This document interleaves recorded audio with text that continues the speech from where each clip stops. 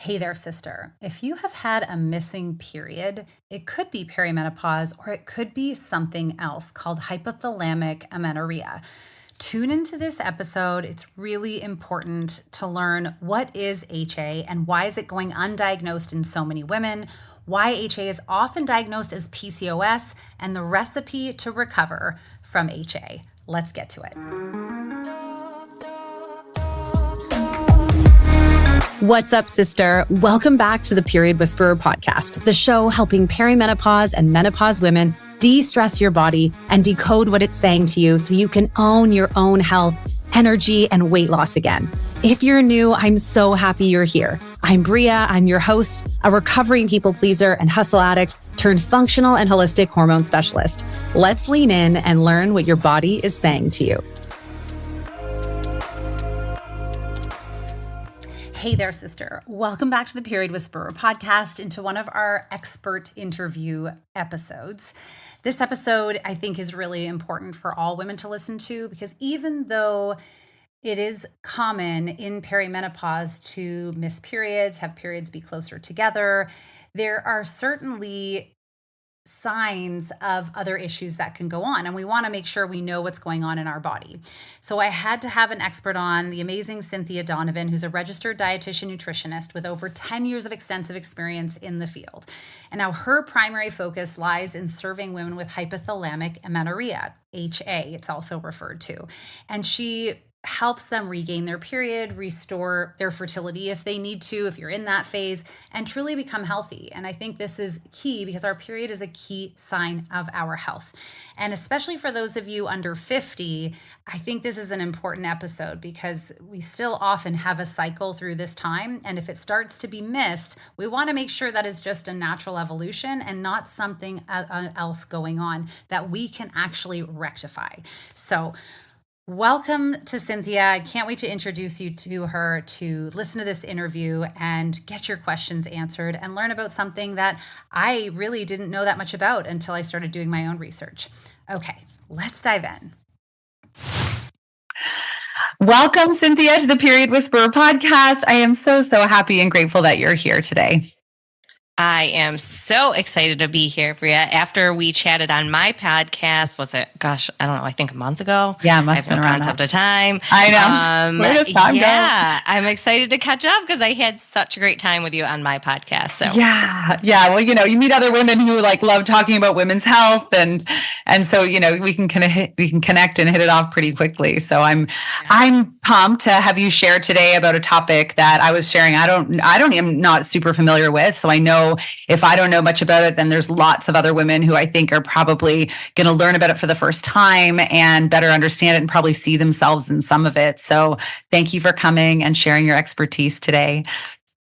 Yes, it's my pleasure because what we're going to talk about today is something that is, it's under researched, it's under talked about it's not known by many medical professionals, so many things. So I can't wait to dive in. Yes, let's do it. But let's start with you first. How did you get here today? And how did you get into helping women with hypothalamic amenorrhea or HA?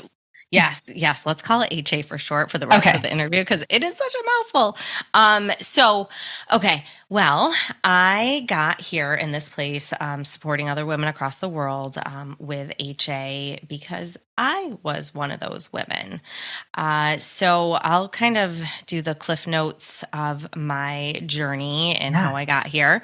But let's see, where do I start? Okay. Well, I was put on the birth control pill when I was young for irregular periods because that's just what they did. Yes, and unfortunately, they still sort of do that, but we won't go there yet. So I went on the pill and was on it from, I think, the age of 15, 14 until I got married, which was, I think, when I was 25 or 26 or something like that. So I was on the pill for 10 plus years. And so at the time, prior to getting married, I went to college to become a dietitian, and I was very into my health and my fitness because that's what's that's what you're supposed to do. Yeah. And plus I was a dietitian, so I felt I had this very important image to uphold, so I had to be the picture of health. Mm-hmm. And so I worked out on a regular basis. Now that's what I would tell myself before, but looking back, I was not doing this on a regular basis. It was like, it was, very irregular, and I was very obsessed with working out and eating healthy and so forth. So I like to say I had something called orthorexia. So it's not a classified like eating disorder by any means, but it's pretty much an obsession with being healthy. Yeah. Just like anything, if you get too much of it, it's not good for you. Yes. So I was very into my health. And at the time I thought that was a healthy body weight with maybe like a flat stomach, semi-visible abs, eating lots of vegetables, eating a certain amount of calories, working out every day, maybe twice a day. So flash forward, I came off the pill a little bit before I got married because I said, oh, hey, well, if I end up having kids now, I'm getting married soon, so whatever.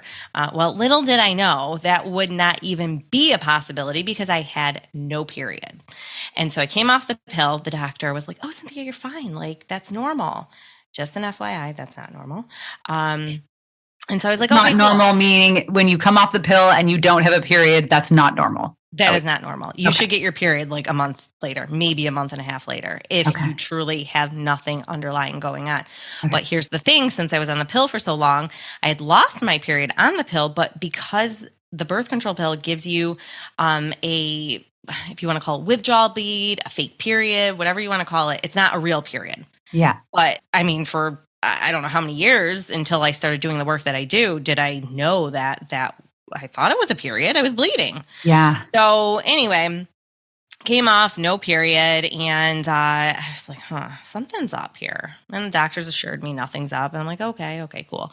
So I end up getting married. I go back on the pill because I'm like, oh my gosh, I'm so scared with my period pops up on the day I'm getting married. Can't have a period. Well, little did I know that thing was not coming back. So anyway, I'm going to do a little flash forward. So it was 5 years in the making of trying to figure out why my period was missing, from a misdiagnosis of PCOS to countless amounts of doctors and tests and labs and so forth. I finally found a doctor that was like, oh, Cynthia, you're just not eating enough and you need to rest more and not exercise so much. And I'm like, huh? He's like, yeah, you have something called hypothalamic amenorrhea. And I'm like, no way. No, I don't.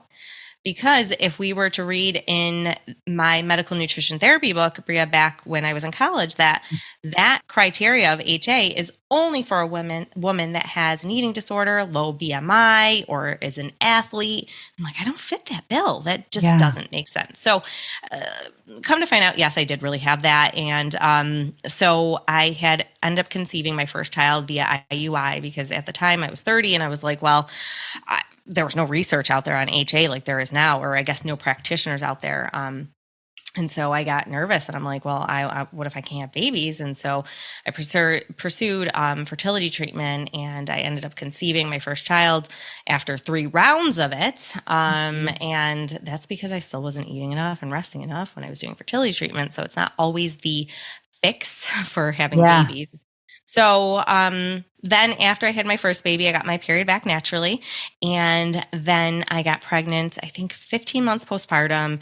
And that when I was pregnant with my second, my then sister-in-law said, why don't you start to help other women that are going through this? Like, you struggle. Because I actually helped my sister-in-law too, because she had HA. Oh my gosh. Yeah. She's like, why don't you help? I'm like, no. I'm like, there's not enough women out there. Oh my gosh, Bria. I'll share statistics after of HA, but there's a lot of women out there that have HA. So that's kind of how it came to fruition between my, personal experience with it, and then it being something that is really nutritionally, a part of being a dietitian. I mean, it's all about nutrition, getting your period back, and enough rest. So Yeah, so it just came together after my second pregnancy, and I haven't looked back. Wow. Wow. It's always amazing, right? How often our passions, our purpose come from our own journey, isn't it? And that story. So I feel like we need to kind of get right into like, what is HA? What is it? What does it mean? What does it look like? Yeah. Tell us the things. Tell us the statistics. I love the statistics. Yes. So, okay. So HA itself, the name itself kind of tells us what it is. So Yeah. HA, hypothalamic amenorrhea, the hypothalamus is a huge control center in our brain. And then the symptom, amenorrhea, a lack of period. So hypothalamic amenorrhea, HA, is a condition characterized by absence of not having your period. And that's with women in reproductive ages. So this ranges from teenagers all the way up until before menopause. Yeah. So, your hypothalamus plays an extremely crucial role in regulating your menstrual cycle, among other things. And so it really, stimulates or talks to the ovaries to kind of do their job. But when the body does not have enough food or rest, so that's stress to the body, not enough food or rest, the hypothalamus is thrown off, and it can cause a missing period, or even before the missing period, Bria, it can cause menstrual irregularities. So, but this particular condition of amenorrhea, HA, is commonly associated with excessive exercise and inadequate nutrition. Now, if you told me I was excessively exercising before, I would tell you, get out of here. No, I'm not. But now, retrospectively, looking back, I'm like, oh my gosh, I had a problem. 100% had a problem. So, like, how much were you working out? Oh my gosh. Now this is back in my early 20s. So, I was in my prime as far as youngness goes, right? Yeah. So I would say I would do maybe a couple hours in the morning, and then potentially, a few mile run after work most days of the week. Oh, geez. Rest days were a jog. Rest days weren't like rest. They were active rest days. Right. So, yeah. But I mean, looking back, I'm like, I could say I had a problem, but in the thick of it, I'm like, no, I'm just doing what the rest of the world, encourages you to do, is work out on the regular and, de-stress by working out, because that was my thing, Bria. I was like, okay, got my workout done in the morning. But in the afternoon, oh my God, I had such a stressful day at work, because I worked at that time, clinical. I was a dietitian in the hospital. So, it was a stressful job. It's really depressing working around sick people all the time. So that was my stress relief. But when you are suffering from a missing period, which again, I didn't know because I was on the pill, that's causing more stress to your body. So, as far as stats go, I'm going to just share stats from the US, but it's about 1.62 million women between the ages of 18 and 44 in the US, and about 17.4 million women worldwide. Now, here's the thing, Bria. That's women that know they have HA and that have been diagnosed. Now, there's many women out there that are not diagnosed, they're misdiagnosed, or they don't know they have it because they're on the pill. So I would imagine that these numbers are much higher. And I can't remember the study, what journal this was out of, but over 50% of active women struggle with just some type of menstrual cycle disturbance from being too active and obviously not getting enough food. So this is a worldwide epidemic, and doctors are so unaware of this condition. And it's really disheartening for so many reasons. And I can't say it's their fault, because the research isn't quite out there yet for, it to get into the medical teachings and medical school, so doctors can learn this. So, a lot of what I talk about today isn't super mainstream, though you might find a doctor that knows about this. And one of the reasons why I do what I do, yes, I want to help women individually, but like coming on podcasts like yours, Bria, to help the individuals, but also hoping that there are other healthcare professionals out there listening, or the word is being spread, so we can get the education to them before we have to wait, decades for it to happen and research and to get into medical school and teachings.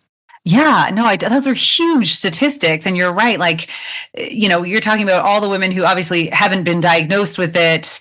and all the women who might be on birth control that don't know they have it, like those are massive numbers. And so hypothalamic, when we're talking about that, the hypothalamus, obviously we're talking about like the stress, part of that stress situation. And so what I hear you saying is that it is mainly because of improper nutrition and maybe overexercise, like the stressors of those, which are huge components of our health, right? Our movement, our fuel are going to be like a massive component of our health and impacting stress. That's crazy. Are there any other reasons or any other causes, or are those really the main two? So those are the main two. There is a so HA is a diagnosis of exclusion. Mm-hmm. Okay. So we have to exclude other, disturbances that could be happening. One in which could be a benign pituitary tumor in the pituitary area, but that's super, super rare. Yeah. And then unfortunately, the whole PCOS thing out there, many women are misdiagnosed with PCOS because there's criteria in it's called the Rotterdam diagnostic criteria, where you have to meet 2 out of the 3, and the 3 are irregular or absent cycles. The second one is polycystic ovaries, or multiple cysts in the ovaries. And then the third one is elevated androgen levels. And a woman with HA will automatically meet 2 out of the 3. And those particular ones are the cystic ovaries. Okay. Yes. And then the missing irregular period. But here's the thing, like, anyone who knows the menstrual cycle is that your first half of your cycle, your follicular phase, you have these tiny little follicles in your ovaries that will eventually mature. And with HA, we don't have the hormones, the LH and the FSH, being sent from our hypothalamus to stimulate those follicles to grow and have the menstrual cycle happen. So the doctor does the ultrasound and they're like, oh, you have PCOS because all these little tiny follicles, but they're stuck in their follicular phase because they have no, LH or FSH really circulating to help, progress to the ovulatory phase and then the luteal phase. So So we're hoping over time that diagnostic criteria looks a little bit different. I hear, in the, I guess, there's going to be changes to it, but until then, I have to, and other practitioners have to get the word out there. Yeah. That you just got to rule that out and just make sure that it truly is PCOS versus HA, because that happened to me and that sent me deeper into HA, because I thought with PCOS, you got to be careful of insulin resistance and diabetes and heart disease and so forth. So I made myself extra healthy. Right. And so that drove me a little bit deeper. So I can see the logic behind why you would do that, because we're thinking we need to be more aware now of what we're eating. You almost have to be hypersensitive, and that can slide you even deeper into that orthorexia area. Mm-hmm.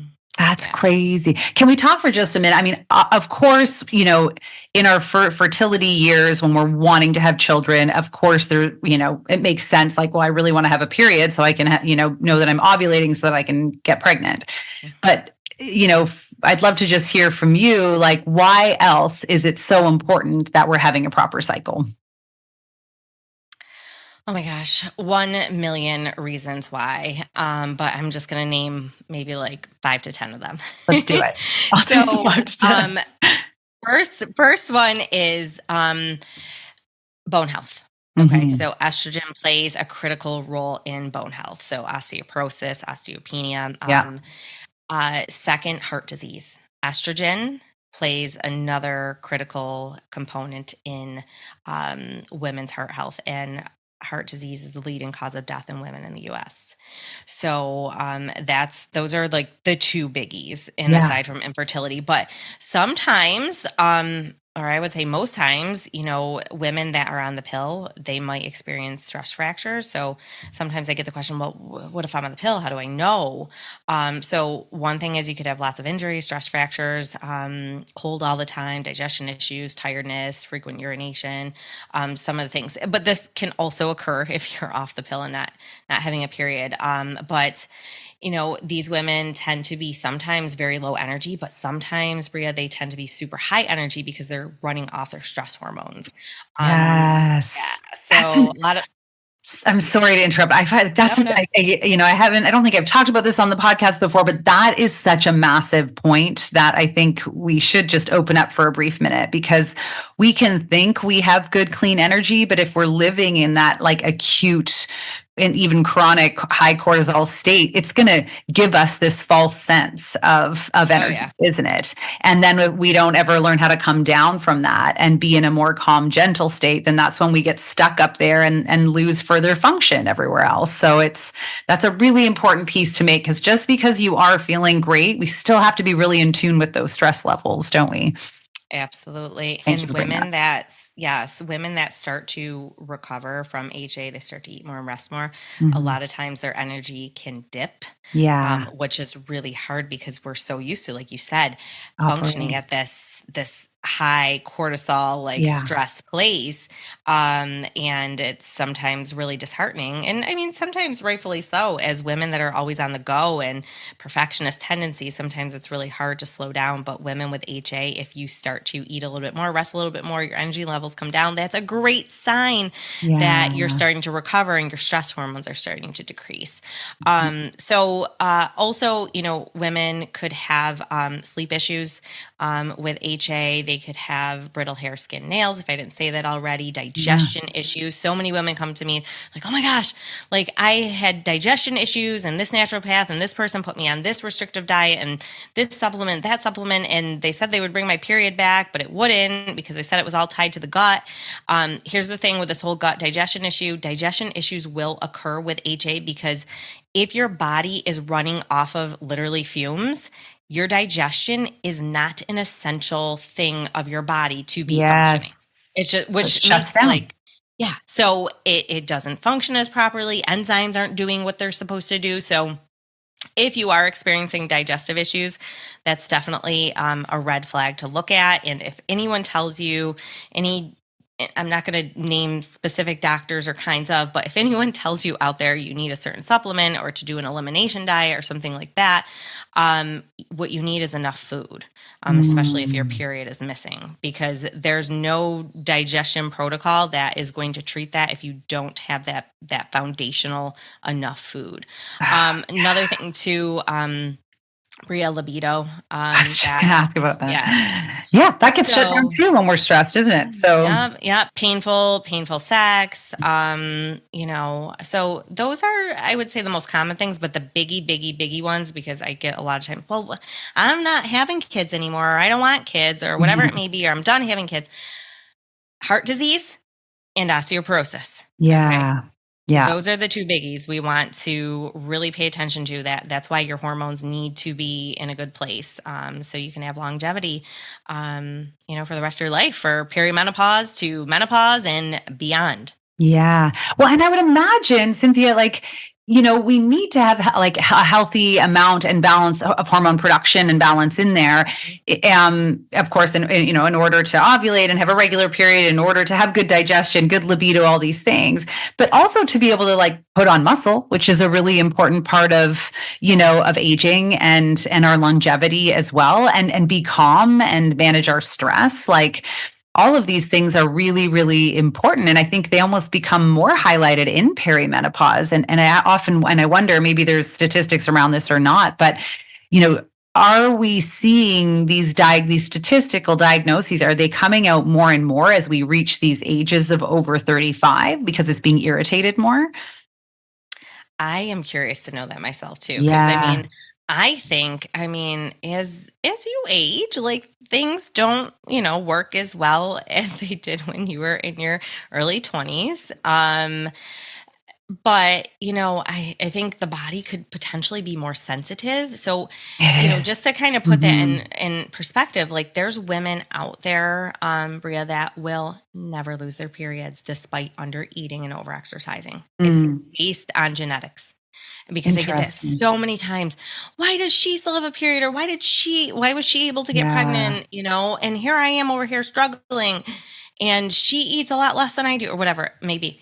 And we can't compare ourselves to one another because genetically we're all different. So I think it comes down to genetics, but I'm curious. It seems like it would make sense that the body would be more sensitive as we age. Yeah. Or, you'd be able to pick up on it more. And let's just say if we compared, which we can't because it kind of goes back to genetics. I'm just saying out loud, if we compared a 25-year-old and like a 38-year-old, we gave them the same amount of food and exercise, like we can't even go. I don't even know if we can control that study because the genetics in the first place. Yeah. Well, this whole idea of vital reserve in the body, right? Like we have, we're born with so much energy, genetically, et cetera. And that energy is used to manage the stress and everything, all the experiences in our life. And that gets drawn down. And you're right. Like, that's going to look different for every single person at any age. So you're right. That's probably an impossible study to do. Yeah. But hopefully as time goes on, we're going to find more studies, more research on HA. Right now there's minimal, but there is an amazing doctor. Her name is Dr. Christiana Schufelt, and she's over in the Mayo Clinic in Florida, and she is really leading the way with HA. And she's putting together a registry, so we can start to grab more stats and more information. And because we don't know, other things we don't know is like, how does it affect the body when you're pregnant? How does it affect the growing baby? How does it affect breastfeeding afterward? There's just so many variables and so much we don't know about it. Yeah, absolutely. And I guess, and what does that mean for our hormonally shifting years of perimenopause into menopause? So there's a lot of research to be done, it sounds. Yeah, absolutely. And one thing I did want to know, Bria, because this condition, it's very, like I said, under talked about, but how we live, most women live, it's extremely normalized in our world today. So like high functioning, exercise every day, if we're stressed, we exercise, eating, lots of vegetables, being careful what we, put in our mouths, and like can't have not enough carbohydrates, not enough fat. Not enough. Yeah. Yes. So, it's very normalized in our world, but it's very not normal. So, just everyone who's listening, just take a little check-in with yourself. And if this sounds like you, and your periods are irregular or potentially missing, it's definitely something to look at. And, our periods or our menstrual health is like a vital sign. Well, I don't want to say is a vital sign. And so many of us don't realize we aren't eating enough or aren't eating enough of the right foods. And many of us don't realize that we potentially could be exercising too much. Yeah. So. Amazing. Okay. So I feel like you've given us a great landscape. So I understand what HA is. We understand most often where it's sort of stemming from. We understand that it can be misdiagnosed. We understand the value of getting our period back and not having HA. So obviously it's reversible. It's not like this is what you have and you have it for life. It can go and we can heal from it, so we can enjoy all the wonderful perks of having a regular cycle. When someone comes to you with HA, if they're for the women who are listening, what do they do now? That's a great question. So I just want to lead this off with, it is easier said than done. Yeah. So the recipe for a period to get your period back is enough food for your body and enough rest for your body. So that could mean different things for different people. But if this sounds like you, okay, you're regularly exercising. So if you're having little to no rest days or active recovery days, if you're feeling guilty if you don't exercise, if you're choosing your workouts over, having fun or time with your kids, if you're only counting exercise if it's, a sweaty workout, starting to think about those things, and how we would want to flip-flop those. We want rest days. We don't want to feel guilty or super stressed out if we don't work out. So healthy eating. So if you're limiting calories or you're really portion controlling, counting macros, only eating at certain times of the day, or, saving your calories for the end of the day, basing your meals on future meals or past meals. For example, I ate bread this morning. I can't have a sandwich for lunch. Right. If you're intermittent fasting, which I'm going to say this. I don't know how your thoughts are on that, but I'm not a fan. I'm not a fan either. Okay, cool. Cool. I'm glad we're on the same page. Not a fan. Not a fan Not a fan for women. No. So those are, some of the things, like if you were like, well, Cynthia, well, how do I eat more? How do I rest more? And those, few things that I mentioned, we want to flip flop that. We don't want to limit calories. We don't want to control our food to the extent of like being super obsessed, like entering everything into MyFitnessPal or whatever tracking system. And I'm not saying go out there and eat McDonald's and pizza and cookies and cake and pie, all day long every day. But what I'm saying is like, there is room for all foods. All foods can fit. And if we're feeling like here's the thing, Bria, is like, I was just going to say, if you're feeling like super obsessed or controlled by it, but the majority of the world is very controlling with food. That's always a topic of conversation. You go to a party, you go to someone's house. It's like, oh, I'm following this diet or I'm eating this way, or like, it's always a topic of conversation. So it's really hard sometimes to separate yourself to be like, what is normal with food? Because for so many years, we've been put in our head, like, this is good, this is bad, we should be eating this way, depending how we saw our mothers, growing up. And there's so many confounding factors. But to start somewhere, more food, more rest in the form of carbohydrates and fats. Typically, women with HA have no problem getting their protein intake because for somewhere down the line, we were told protein is like safe or like it's healthy. And I just want to say, like I said before, all foods have their place. But if you want to start somewhere, if you feel like you're not eating enough, is definitely check your carb intake. Maybe increase your carbohydrates, your fat sources. Fat is super important for hormones. And just eating enough carbs. Yeah. You're right. I think it's a good thing to point this out. And I love that you say that, like, eat, because I love that you say that there's a place for all food, because I think at the end of the day, like when we're looking at those 3 macros, like every single cell in our body is made up of fats and proteins, and carbohydrates is the engine, the energy that drives those cells all around. So we need them all. They all must be there for optimal health. And before we can think about other goals, we've always got to make sure the foundations of our health are solid, and missing a period when you're not meant to is a key flag that our foundational health is not solid. And so I can understand, I understand this mindset that we're really impacted on in the world, where it's like, do more, eat less, do more, eat less. But we always have to, I think, come back to this like optimal health barometer of like, okay, can I sleep well through the night? Do I have enough functional movement before I start layering in any intense movement? Like, am I just walking and stretching at least, am I eating enough to have the energy and have the optimal health, those vital signs that we have? And am I managing my stress before we look at anything else? But it is so hard for women, right? Like all the mindset stuff, the way culture and society like puts this on us. So it's so important, the work you're doing. And I really, really, really appreciate how much you've shared about it today. Thank you.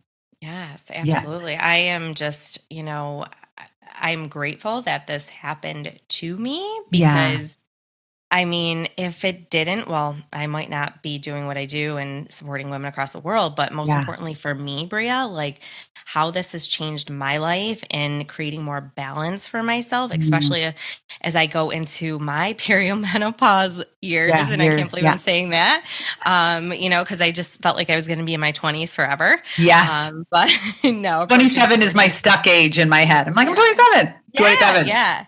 Meanwhile, well, you know what? Yes, and you know what? Even though I'm not in my 20s anymore, I still, because I feel like I fuel my body adequately. I move intentionally and functionally, and sometimes intensely. That I still feel like I'm pretty young. Yeah. I certainly feel better. You know what? I feel better, Bria, in my mid to late 30s than I did in my 20s, because I was not eating enough. I was stressed out to the max. Definitely created some more wisdom along the years too. That's always helpful. But yeah, I couldn't imagine my life now without having that be a big red flag for me to switch my perspective on what health really is. And it's more than what we look like. It is. And as we age, that sinks in more deeply. It'd be beautiful if we always had that wisdom when we were in our 20s, for sure. Yes. So would you say, because I love that you started out and you said it's easier said than done, so if the recipe is resting more and eating more, I would assume that as a coach, a lot of your work is mindset work. Is that what you find? Yeah. Oh, yeah. Absolutely. And specifically around body image. Yeah. Because the number one fear of the women I work with is, well, if I eat more and I stop exercising intensely, Right. I'm going to gain 1,010 pounds. Yeah. And that couldn't be farther from the truth. Yeah. And somewhere down the line, including myself, I was, I guess I can call it brainwashed into think that if you eat more and you rest more, you automatically gain weight. If you eat less and move more, you automatically lose weight. Yeah. And Neither that is true. No, neither are true. And I was taught that in college as a dietitian, Bria. Oh, yeah, I know. We are all taught it. I agree. And I think it's funny when we can start to step back and logic a little bit through it. It's like, we know that one of the most valuable things you can do for your body in age and your hormones is putting on lean muscle. But in order to put on lean muscle, you got to rest. And you got to eat. Like, it's got to happen. Otherwise, we can't put on anything and you're just wasting your time and energy. So we can start to logic through it, but you need someone sometimes. You need an expert like you or a coach like you who has these receipts. They've helped people to help with that mindset stuff, because it is bone deep, isn't it? Oh my gosh, so bone deep. Generations deep. Generations deep, even more than bone deep.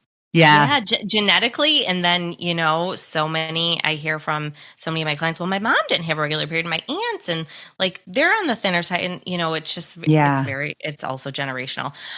So, the easier said than done part, because of the mindset, the body image thing. Another big thing too is, I don't want to lose all my hard work, like all the muscle I've built, all the time in the gym. And I say, you know what? I hear you, because I used to be in those same exact shoes. And guess what? You're not as strong as you could be if you don't have your period. Yeah. Because if you did have your period, you'd be building muscle more. Your metabolism would be quicker. Yeah. Like your bones would be stronger, which was a good point to make. Yes. Your heart. Absolutely. But you only know what you know when you know it. And, at the time, right? You know what you know when you know it. Mm-hmm. Yeah. At the time when my period was missing, I was one of the top female athletes in my CrossFit gym. And I was, oh my God, talk about scared of losing my strength and my ability, like your identity. And identity. Yep. So that, and when I say, the weight gain and the, the lack of maybe the pause you need to maybe put on exercise, those are the biggest ones. That all comes back down to identity. Yeah. And, from a person who has been there, I mean, as a dietitian, like, I'm like, who am I if I don't eat 75 servings of vegetables in a day and work out for 3 hours?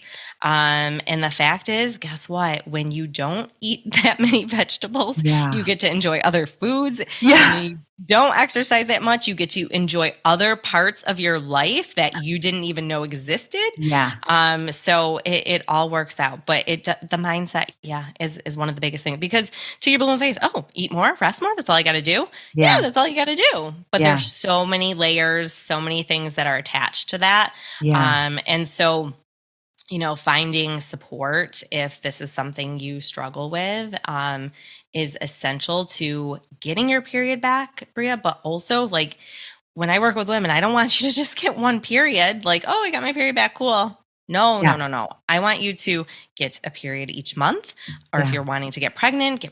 And then most importantly is create that mindset and that lifestyle so that supports your period coming back from each month. And so you can freaking live your life. Yeah. And not be caught up in the chatter of like, did I eat this? Did I eat that? Did I get a workout in? Oh my gosh, I'm going on vacation. And what if I can't work out or use the gym? I could go on and on about the mental chatter that's in most women's heads that prevent them from living their most fully, truly amazing, authentic life. Yeah. Yeah. That's amazing. Thank you so much for this. This has been absolutely incredible. And I see why you're able to help so many women. You have such a passion there for it, Cynthia. And I will tell you, I love your Instagram page. So I will be dropping that link down. I hope everyone goes and follows you there. But is there anything else you want to share, or where do people best find you if they want to learn more about this? So I want to share one thing before we wrap up is that, this whole thing of your missing period, if you just found out this was a problem or you've learned something new here today, many of us women out there that suffer from HA or menstrual irregularities tend to be type A personalities. Just think about maybe 2 little things that you can do that could bring yourself a little bit closer to figuring out maybe what's going on or helping yourself. And if that's eating a little bit differently or challenging yourself with a fear food or skipping the gym and sleeping in, know that this is okay and you are still worthy. You're still an amazing woman and you can do this and you can figure it out. So that's what I'm going to leave you with. I love that. Yes. And this is irreversible. This is irreversible. I thought it was the worst thing in the world when it happened to me. And little did I know it was one of the best things that could ever happen to me. But here's the thing. If you told me that back then, Bria, I'd be like, get the hell out of here. Yeah. I'll kill you. At the front door. So anyways, you guys, if you are looking to learn more or get in touch with me, you can follow me on Instagram, period, Nutritionist. And I also have a podcast called the Period Recovery Podcast. Yes. And I might be floating around on TikTok a little bit, but I would say Instagram and the podcast are the best ways to find me. Amazing. Thank you so much for all your knowledge, for what you do, how you support women. I have learned so much today, and I so appreciate you. Yes. Thank you, Bria. All right, sisters, you've learned so much with me today, and now you know where to go to get help. I hope you go out, be more in your life and not just less on a scale, and we'll catch you next time. Thank you so much for joining me on the Period Whisperer podcast. If you liked this episode, take 30 seconds right now to write a review on iTunes and then reach out to me directly on Instagram at Bria_period_whisperer and message me there with a screenshot of your review. As a thank you, I will give you a customized free hormone audit to get you on your way to the best health of your life in midlife.